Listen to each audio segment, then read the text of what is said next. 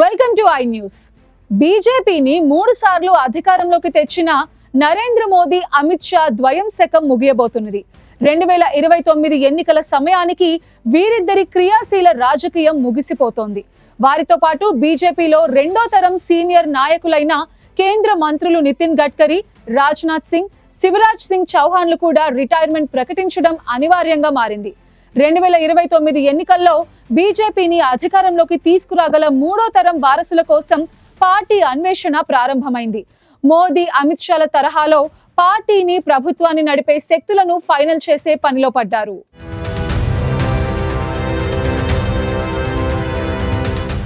రాబోయే ఎన్నికల నాటికి భారతీయ జనతా పార్టీలో నాయకత్వ మార్పు అనివార్యమైపోయింది. ప్రస్తుతం భారతీయ జనతా పార్టీకి పెద్ద దిక్కుగా ఉన్న ప్రధానమంత్రి నరేంద్ర మోడీ, కేంద్ర హోంశాఖ మంత్రి అమిత్ షా రాజకీయాల నుంచి తప్పుకోవాలని డిసైడ్ అయ్యారు. వయోపరిమితి రీత్యా ప్రధానమంత్రి నరేంద్ర మోడీ రిటైర్ కాక తప్పని పరిస్థితి ఏర్పడింది. అయితే 60 ఏళ్ల వయసున్న అమిత్ షా కూడా రిటైర్ కావాలని నిర్ణయించుకోవడం పార్టీ వర్గాలను విస్మయపరుస్తోంది. తాను ఇప్పటికే రిటైర్మెంట్ ఏర్పాట్లు చేసుకున్నానని అమిత్ షా స్వయంగా ప్రకటించడం భారతీయ జనతా పార్టీ వర్గాలను షాక్కు గురిచేసింది. मैंने तो तय किया है कि मैं जब भी रिटायर्ड हो जाऊंगा, मैं मेरे बाकी का जीवन वेद, उपनिषद और प्राकृतिक खेती के लिए खर्च करूंगा. ये प्राकृतिक खेती ये इस प्रकार का एक वैज्ञानिक प्रयोग है जो कई प्रकार के फायदे देता है. फर्टिलाइजर वाला गेहूं खाने से कैंसर होता है, बीपी बढ़ता है, डायबिटीज होती है, थायराइड की प्रॉब्लम आती है. शुरू में तो हमें मालूम नहीं पड़ा. तो खाने वाले के शरीर को अच्छा रखने के लिए फर्टिलाइजर, केमिकल बगैर का खाना खाना, इसका मतलब है दवाइयों की जरूरत ही नहीं पड़ेगी. दूसरा, उत्पादन बढ़ता है. मेरे खेत पर मैंने प्राकृतिक खेती अपनाई है. आज मेरे उत्पादन में लगभग 1.5 गुना बढ़ोतरी हो चुकी है. నరేంద్ర మోడీ గుజరాత్ ముఖ్యమంత్రిగా ఉన్నన్ని రోజులు అమిత్ షా అక్కడ హోంమంత్రిగా చక్రం తిప్పారు. ఇద్దరూ ఢిల్లీకి మారి కేంద్ర ప్రభుత్వాన్ని, భారతీయ జనతా పార్టీని విజయవంతంగా ముందుకు నడిపారు.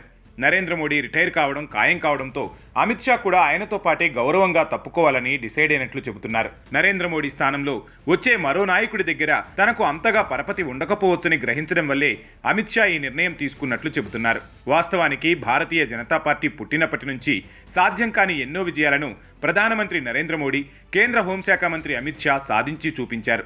పార్టీని వీరిద్దరూ కలిసి 3 సార్లు అధికారంలోకి తేగలిగారు. దేశంలోని చాలా రాష్ట్రాల్లో భారతీయ జనతా పార్టీ అధికారంలోకి రావడానికి కారణమయ్యారు. ప్రపంచంలోనే అతిపెద్ద పార్టీలో ఒకటిగా భారతీయ జనతా పార్టీని నిలపడంలో సఫలీకృతులయ్యారు. కేంద్ర ప్రభుత్వాన్ని కూడా విజయవంతంగా నడుపుతున్నారు. అయోధ్యలో రామమందిర నిర్మాణం, 370 ఆర్టికల్ రద్దు, జీఎస్టీ అమలు, మహిళా రిజర్వేషన్, కులగణన లాంటి కాషాయదళపు దీర్ఘకాలిక స్వప్నాలను కూడా సాకారం చేశారు. ఇంత చేసినా పార్టీ నియమావళికి కట్టుబడి పక్కకు తప్పుకోవాల్సిన పరిస్థితి వచ్చింది.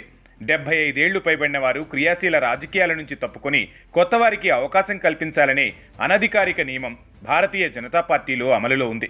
సీనియర్ నేత అద్వానీని అదే నియమం ప్రకారం పక్కన పెట్టేశారు. కొన్నిసార్లు కొందరి విషయంలో ఈ నియమం తప్పినప్పటికీ పార్టీకి కొత్త రక్తం ఎక్కించడం అనివార్యమని పార్టీ నాయకులు అనేక మార్లు ప్రకటించారు.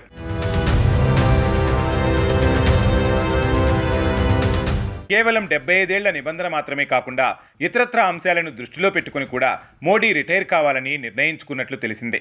2001లో మొదటిసారి గుజరాత్ ముఖ్యమంత్రిగా ఎన్నికైన నరేంద్ర మోడీ నాటి నుంచి నేటి వరకు అపజయమన్నది లేకుండా ముందుకు సాగుతున్నారు.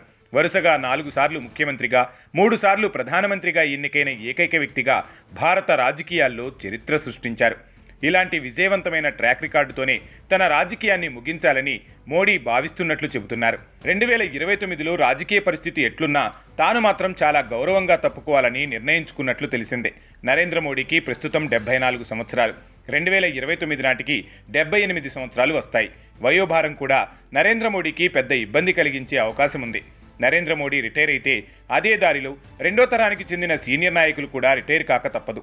ప్రస్తుతం 72 ఏళ్ల వయసున్న కేంద్ర మంత్రి, పార్టీ సీనియర్ నాయకుడు రాజ్నాథ్ సింగ్ వచ్చే ఎన్నికల నాటికి 76 ఏళ్లకు చేరుకుంటారు. మరో కేంద్ర మంత్రి నితిన్ గడ్కరీ వయసు ప్రస్తుతం 68. వచ్చే ఎన్నికల నాటికి 72 ఏళ్లు వస్తాయి. గడ్కరీ పలు ఆరోగ్య సమస్యలతో ఇబ్బంది పడుతున్నారు. వీరు కూడా మోడీతో పాటే రిటైర్ అయ్యే అవకాశాలు కనిపిస్తున్నాయి. అటల్ బిహారీ వాజ్పేయి, ఎల్కే అద్వానీ, మురళీ మనోహర్ జోషి, సుష్మా స్వరాజ్, కృష్ణమూర్తి, ఉమాభారతి, బంగారు లక్ష్మణ్, వెంకయ్యనాయుడు లాంటి మొదటి తరం నాయకులు పార్టీని 1980 నుంచి 2010 దశకం దాకా నడిపారు. ఆ తర్వాత రాజ్నాథ్ సింగ్, నితిన్ గడ్కరీ, శివరాజ్ సింగ్ చౌహాన్, అమిత్ షా లాంటి రెండో తరం నాయకులు ప్రస్తుతం పార్టీని, ప్రభుత్వాన్ని నడుపుతున్నారు. రెండో తరం నాయకుల వయసు కూడా 7 పదులు దాటుతున్నందున మూడో తరం నాయకుల చేతికి పార్టీ పగ్గాలు రాక తప్పేట్లు లేదు. మొదటి తరంలో వాజ్పేయి, అద్వానీ ద్వయం, రెండో తరంలో నరేంద్ర మోడీ, అమిత్ షా ద్వయం పార్టీని విజయవంతంగా ముందుకు తీసుకుపోయారు.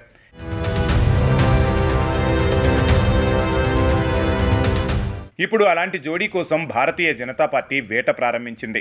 వచ్చే ఎన్నికల నాటికి జాతీయ నాయకత్వం భుజాన వేసుకోగల సమర్థులను గుర్తించే పనిలో పడింది. ఉత్తరప్రదేశ్కు 2 సార్లు ముఖ్యమంత్రిగా ఎన్నికైన ఆదిత్యనాథ్ యోగి, మహారాష్ట్రకు 2 సార్లు ముఖ్యమంత్రిగా ఎన్నికైన దేవేంద్ర ఫడ్నవీస్లు రేసులో ముందున్నారు. వీరిద్దరిలో ఒకరిని ప్రధానమంత్రి అభ్యర్థిగా ప్రకటించే అవకాశాలు కూడా ఉన్నట్లు చెబుతున్నారు. ఆదిత్యనాథ్ యోగి వయసు ప్రస్తుతం 53, ఫడ్నవీస్ వయసు 54 ఏళ్లు. మరో 20 ఏళ్ల పాటు రాజకీయాలను నడిపే శక్తి వీళ్లకు ఉంది. బలమైన ఆర్ఎస్ఎస్ నేపథ్యం, పెద్ద రాష్ట్రాలను విజయవంతంగా నడిపిన పాలనా అనుభవం కూడా ఉండడంతో వీరిద్దరి పట్లనే కాషాయ కూటమి మొగ్గు చూపుతుందన్న వార్తలు చక్కర్లు కొడుతున్నాయి. కర్ణాటకకు చెందిన తేజస్వి సూర్య, పంజాబ్కు చెందిన స్మృతి ఇరానీ, తెలంగాణకు చెందిన కిషన్ రెడ్డి, ఆంధ్రప్రదేశ్కు చెందిన పురంధేశ్వరి, అస్సాంకు చెందిన హేమంత్ బిశ్వశర్మ లాంటి నాయకులను జాతీయ రాజకీయాల్లో కీలకం చేయాలనే యోచన కూడా భారతీయ జనతా పార్టీ వర్గాలు చేస్తున్నాయి. మొత్తంగా భారతీయ జనతా పార్టీలో కొత్త తరం ప్రవేశానికి మాత్రం సమయం ఆసన్నమైందనే చెప్పాలి.